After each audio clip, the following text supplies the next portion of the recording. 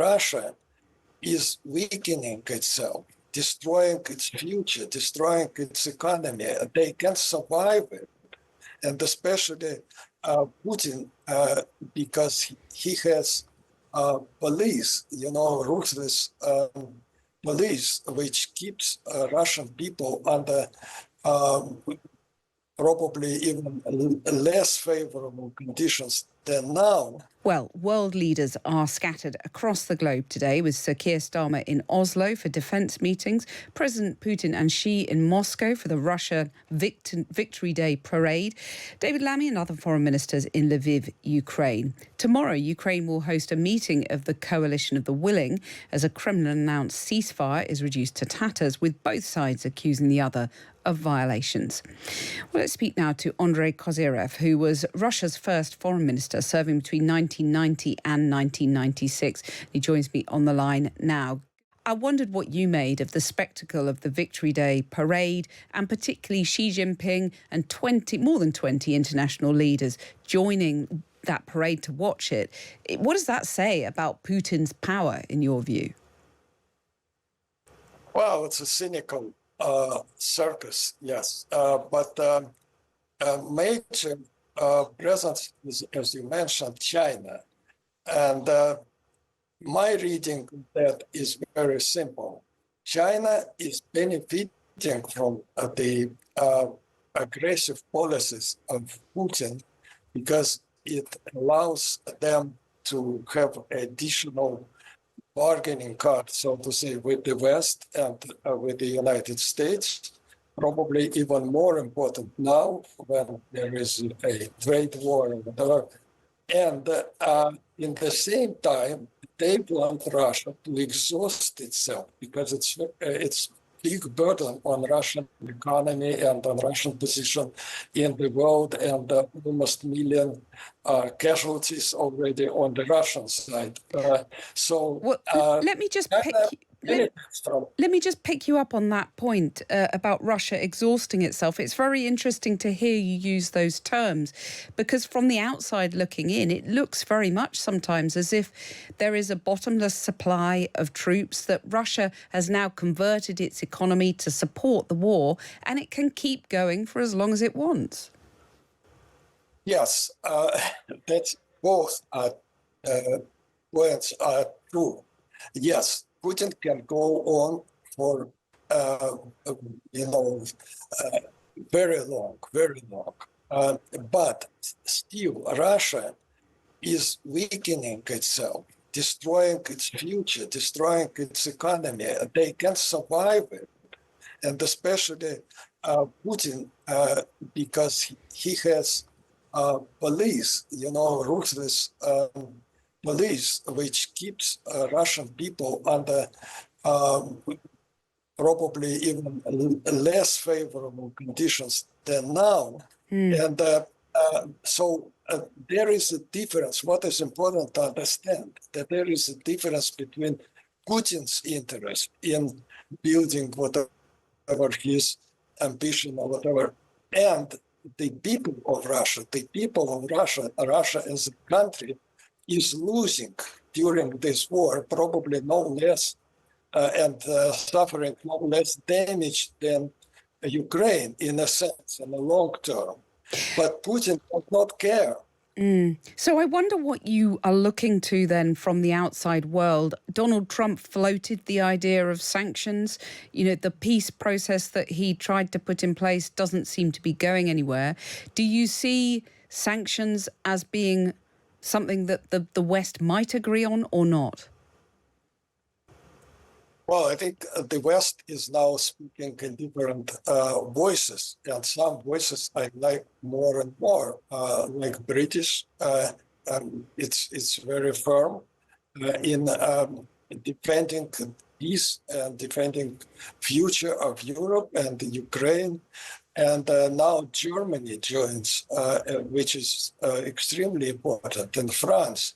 And there are northern, so to say, countries of Europe who are very firmly, and they understand the best, like Finland or Poland. So Europe is different, and but the success of the whole story is weapons. That's Right. the war, and sanctions would not work in short term. So only weapons matter. Right. Well, let's put that now to our next guest, which is a Ukrainian guest, Andrei Kozyrev. Thank you very much for joining us. So let's turn now to Alexander Mereshko, who's chair of Ukraine's Foreign Affairs Committee. Of course, in Lviv, foreign ministers have met to endorse the establishment of a special tribunal to prosecute Russia's leadership for the crime of aggression against Ukraine. That's happened today. Good afternoon, Alexander. Good afternoon. Thank you for inviting me. Well, thank you very much for coming on the programme. You heard our previous guest there, former Foreign Minister Andrei Kozyrev, talking about how the West is speaking with many different voices.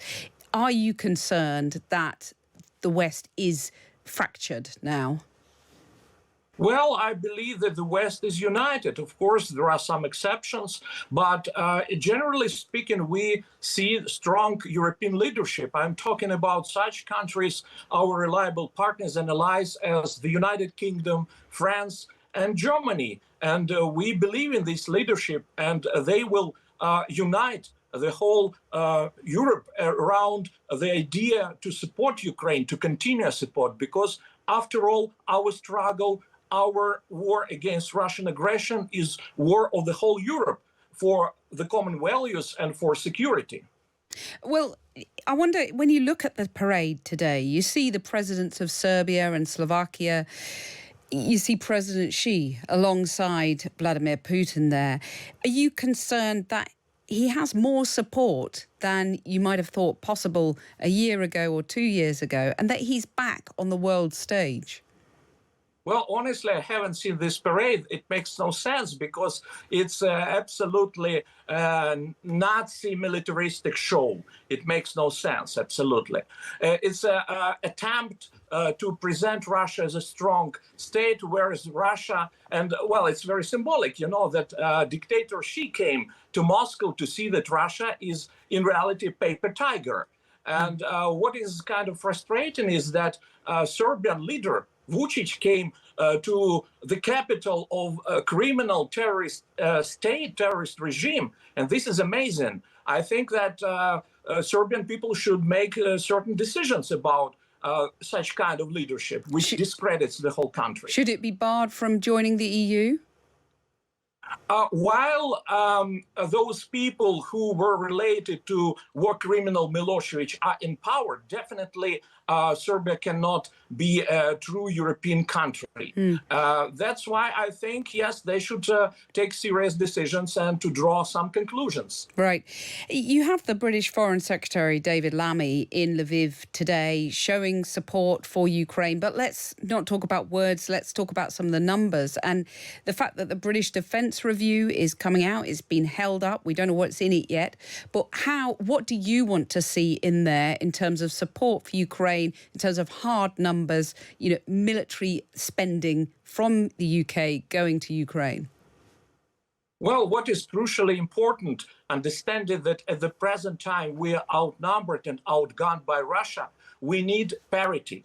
We need to receive enough weaponry, sophisticated, contemporary kinds of weaponry, especially long-range missiles and air defense systems, which protect our cities from Russian war criminals. So we need substantial military support. And I hope that will be provided with such support. Right. And when it comes to support from America, because you've had President Trump made these very big boasts about achieving peace very rapidly, it hasn't happened. Do you have any confidence that he will carry on providing military support to Ukraine of the scale that you had under the previous president? President Trump can achieve peace easily and within 24 hours. And the key to it is Ukraine's membership in NATO. If he takes this decision and Ukraine will be in NATO tomorrow, it will stop Russian aggression. Yeah, but that's not going to happen. That's not going to happen. So what, in the absence of that, what is your ask to President Trump? Well, first of all, we continue to fight for NATO membership. It's about our survival. At the same time, we need strong security guarantees For example, we need secondary sanctions against those countries and those companies which help Russia to circumvent primary sanctions, which feed Russian war machine. We also need, of course, weaponry. It continues to be an issue for us. We need also total isolation of the aggressor state. Do you have any hope of the first two of those, the sanctions and also the military support from America that you want? Do you have any hope of that actually happening? I'm trying to trust President Trump because he promised. He made a very clear promise that if Russia doesn't support his ceasefire proposal, there will be serious repercussions and consequences, including secondary sanctions. As far as I know, there is a bill in the US Congress about serious sanctions against Russia. So I believe that President Trump will deliver on the promise he made. Right. OK, we'll see if that happens and we'll get you back on to talk about it. Alexander Mereshko, Chair of Ukraine's Foreign Affairs Committee, thank you very much for joining us.